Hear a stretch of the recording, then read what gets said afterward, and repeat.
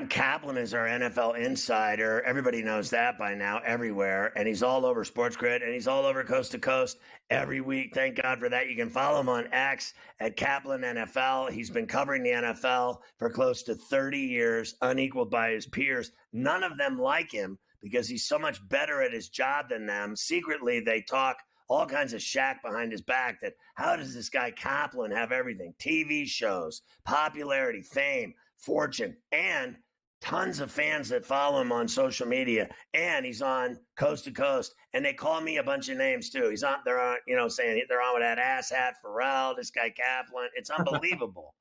What we're going to do is we're going to talk to Adam before he starts his travels. He's going to every single training camp that matters in the NFL like he does every summer, and his wife isn't having any of it. Last year, he forgot his sunblock and he had a hell itch. That's when you have sunburn so bad that you have hell itch and you're freezing cold with the sunburn. Today, we're going to start doing one division per segment leading up to training camps opening up next month. We start with the AFC West, and he's going to start with the scary Denver Broncos. Scary in that we don't know what we're going to see other than Sean Payton's big predictions. Well, they were in Payton's first year. They were 8-9 last year, a game under 500. He had not had a 500 record since 2016. But look, when you look at it, the odds makers, they clearly don't think much of him. They've got a 5.5 win total, and I totally get that. They're going to have a rookie quarterback, Bo Nix, starting at some point, whether it's week 1, 3, or 5. He's going to start early in the season, if not week 1. So he's going to be the guy. That's why they drafted Bo Nix. This was Sean Payton's handpicked quarterback. No, it wasn't McCarthy. He wanted Bo Nix.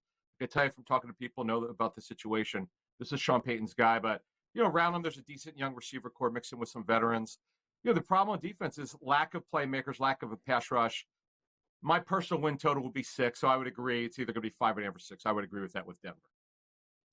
So how do you think Bo Nix will do with that kind of pressure in that football town, which I know people think that the Nuggets, because they won a title, that it's a basketball town. They're sadly mistaken. It's always been a Bronco town and always will be, including the Avalanche. They don't matter either compared to the Bronx.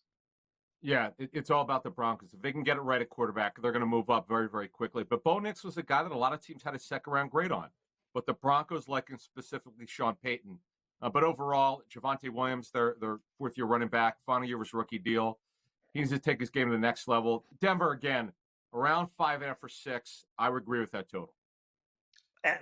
Don't they just lack star players? They just don't have the talent isn't there. It isn't there. And when you look at Denver, Cortland Sutton's a guy that I like. He's got 2 years left on his deal. They haven't extended him yet.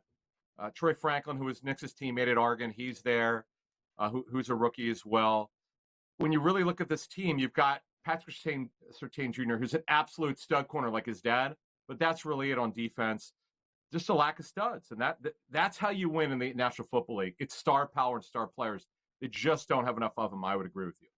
So let's move to the Chargers and Jim Harbaugh, and they are just giving him lofty expectations. And you and I both know he basically cleaned house and is starting from scratch. I don't know how they win 9 games. The number's 8.5. Are you buying Jim Harbaugh's first season is going to be that successful? It never has been before. I'm not. Yeah, I'm not. He's a great coach. First of all, whether it's University of San Diego, Stanford, Michigan, the 49ers, who went to the Super Bowl with. You're right. He's completely changed everything. Jesse Minter, who was his defensive coordinator at Michigan, is his D coordinator here. Greg Roman comes out of not being with a football team. He used to be with the Ravens, who was in that Super Bowl in 2012 with Colin Kaepernick. Now you fast forward with Harbaugh. He's back with him now. It's going to be a run-based offensive scheme. Roman's a phenomenal play caller when it comes to the run game. Not much at the receiver position. Defensively, their front 7 will be okay. The problem is on the back end. As I understand it, it's really the cornerback position that clubs that have evaluated that football team tell me. You struggle looking at that cornerback group. It's not going to be good enough. 8.5 win total. By the way, the over is minus 150. That's where the money is. I don't agree with that. You and I look at this differently. I look at them under 8.5. Absolutely. I'm with you. And let me ask you this. That's the funniest thing I've ever heard. They have no receivers, yet they have a great quarterback, and they're going to be a run team. Now, if I were Herbert, I'd grab my surfboard and say, I'm going surfing. If you're not going to let me throw the ball with my arm, something's wrong with you. Yeah, and they did draft Lad McConkey, who's I'm a big fan of. But Quentin Johnston, you and I have talked about them from TCU last year. He was overdrafted. He barely played. Right.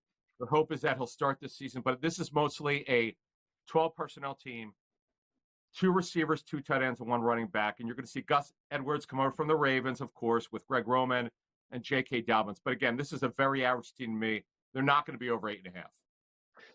I'm going to give Johnston one more crack with his talent. I'm going to give him one more season crack at believing in him. I think that, sometimes, it's very overwhelming playing in the NFL. It's not playing at TCU. It's not playing college. It's not playing high school. This is the NFL where guys are paying for, big paychecks and feeding their families. It's a different scene altogether.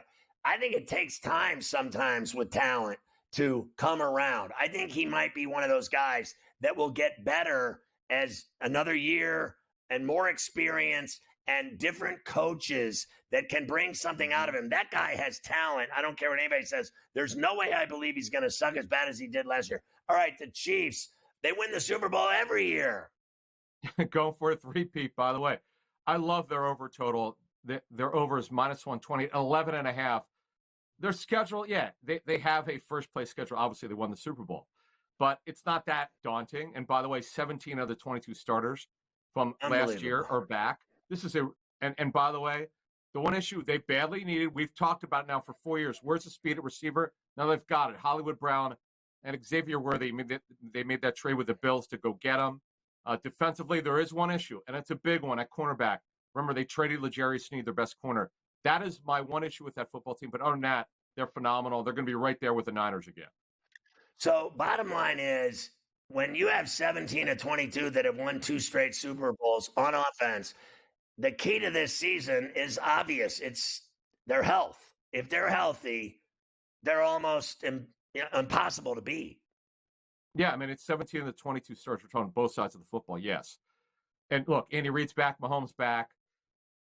They've had a tumultuous offseason with off-the-field issues. They'll get Rashee Rice. He's going to play this season. The question is how long his suspension is going to be. But they're loaded at receiver now. It's not all on Rice. It's on a lot of guys collectively. And, of course, Kelsey's back once again, who's 35 years old. But they're going to be phenomenal. And, again, they're going to be so explosive at offense, finally going to have a downfield passing game. I think they will rue the day they let Sneed leave to go to Tennessee. I think it's a huge loss. I don't think they'll live that down. They will have problems on the back end. He was a shutdown guy. Finally, the Raiders.